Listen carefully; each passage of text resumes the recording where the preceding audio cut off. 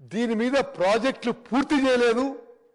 ఈ project infrastructure develop చేయలేదు కాబట్టి ఈ ప్రాజెక్టులకి మనకి నీటి కేటాయింపు ఉన్నా గత బీఆర్ఎస్ ప్రభుత్వంలో పూర్తి చేయలేదు కాబట్టి మనకి 65 టీఎంసీలు ఇయర్ మార్క్డ్ క్వాంటిటీ అయినా యావరేజ్గా మనం 41 టీఎంసీ వాడుకోగలిగినాము.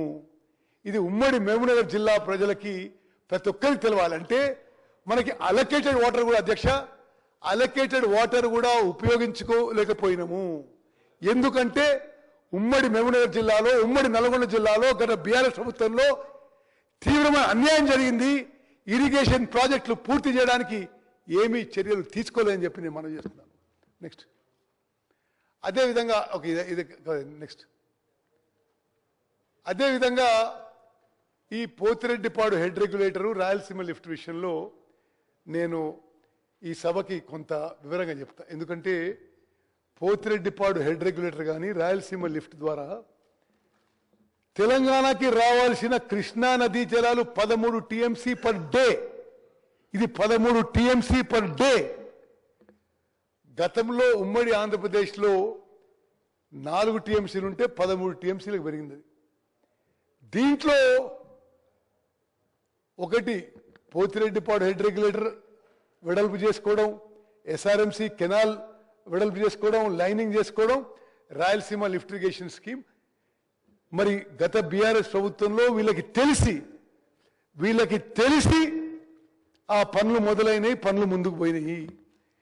మనం అధికారంలో వచ్చిన తర్వాత ఇది జాగ్రత్త తినాలి. మనం అధికారంలో వచ్చిన తర్వాత కాంగ్రెస్ ప్రభుత్వం వచ్చిన తర్వాత రాయలసీమ లిఫ్ట్ ఇరిగేషన్ స్కీమ్ ఏదైతే 3 టీఎంసీ పర్ డే ఆంధ్రప్రదేశ్ ప్రభుత్వం ఇల్లీగల్ గా అక్రమంగా మొదలుపెట్టిందో ఆ పనులు ఆపించగలిగినని చెప్పి నేను మనం చేస్తున్నాను. నెక్స్ట్ అదేవిధంగా ఈ పోతిరెడ్డిపాడు హెడ్ రెగ్యులేటర్ విషయంలో అసెంబ్లీలో తీర్మానం చేసినాం. కేఆర్ఎంబీలో కేంద్ర ప్రభుత్వంలో న్యాయపరంగా అన్ని విధాలుగా పోరాటం చేస్తున్నాం. మరి ఇవన్నీ కూడా మన ప్రభుత్వం పోతిరెడ్డిపాడు హెడ్ రెగ్యులేటర్ దాన్ని రెస్ట్రైన్ చేయడానికి ఏమేమి స్టెప్స్ తీసుకున్నో స్పష్టంగా చెప్పడం జరిగింది. నెక్స్ట్ అదేవిధంగా ఆంధ్రప్రదేశ్ రీఆర్గనైజేషన్ యాక్ట్లో కృష్ణా జలాల విషయంలో ఒకటి ఉంది. ఏంటంటే కృష్ణా నదీ జలాలు ఎవరు ఎంత ఉపయోగించుకుంటారో ఒక లెక్క ఉండాలని టెలిమెట్రీ ఇన్స్ట్రుమెంట్స్ పెట్టమన్నారు. టెలిమెట్రీ ఇన్స్ట్రుమెంట్స్ అంటే ఎంత water quantity is flowing per day అని లెక్కేయడానికి. అది సెంట్రల్ ఆఫీస్లో మానిటర్ చేస్తారు. 10 ఏళ్ల పాటు గత ప్రభుత్వం కృష్ణా నదీ జలాల విషయంలో తెలంగాణకు ఎంత అన్యాయం చేసిందంటే కనీసం టెలిమెట్రీ ఇన్స్ట్రుమెంట్స్ పెట్టించలేకపోయినరు.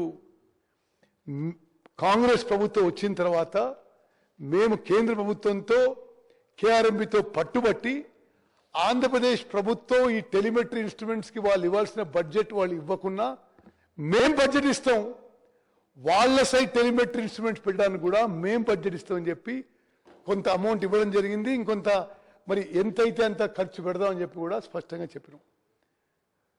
నెక్స్ట్ అదేవిధంగా ఇప్పుడు మనం బీఆర్ఎస్ నాయకులు ఈ గోదావరి నదీ జలాలు అక్రమంగా తరలించే ప్రాజెక్టులు చేస్తే ఈ తెలంగాణలో కాంగ్రెస్ ప్రభుత్వం పెద్ద మనుషులు పట్టించుకోవడం లేదు, నిర్లక్ష్యమని రకరకాల ఆరోపణలు చేస్తున్నారు.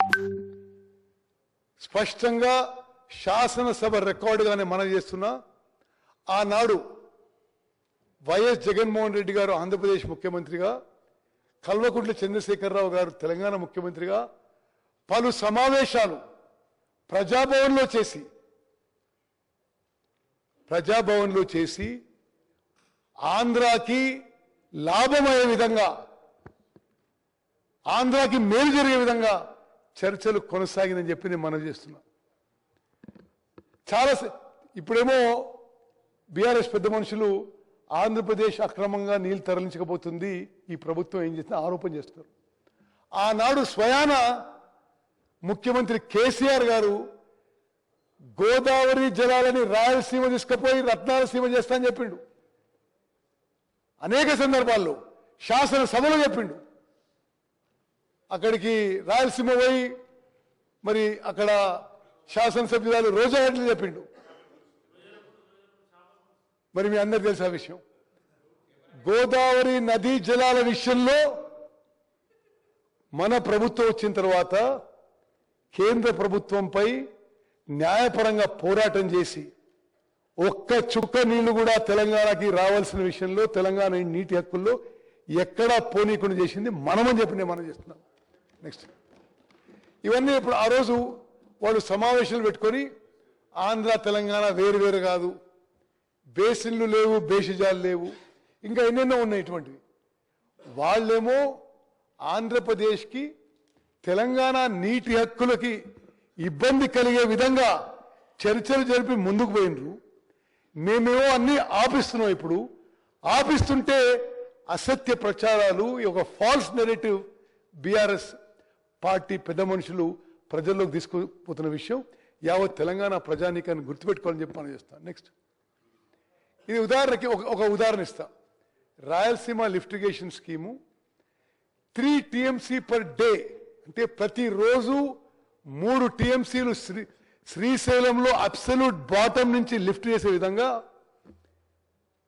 గతంలో బీఆర్ఎస్ ప్రభుత్వంలో ప్లాన్ చేస్తే, అంటే శ్రీశైలం 797 లెవెల్ నుంచి ప్లాన్ చేస్తే కేంద్ర ప్రభుత్వము ఒక అపెక్స్ కౌన్సిల్ మీటింగ్ పిలిచింది. దాని మీద అపెక్స్ కౌన్సిల్ మీటింగ్ పిలిస్తే గత ముఖ్యమంత్రి కేసీఆర్ గారు ఆంధ్రప్రదేశ్ ఈ రాయలసీమ లిఫ్ట్ ఇరిగేషన్ స్కీమ్ కట్టుకోవడానికి దోహదపడే విధంగా వాళ్ళు పిలిచినప్పుడు ఇప్పుడు నేను రాలేను అని చెప్పి ఆ Rayalaseema lift irrigation scheme tenders పూర్తయినాక కొంతకాలం తర్వాత అపెక్స్ కౌన్సిల్ మీటింగ్ పోవడం జరిగింది.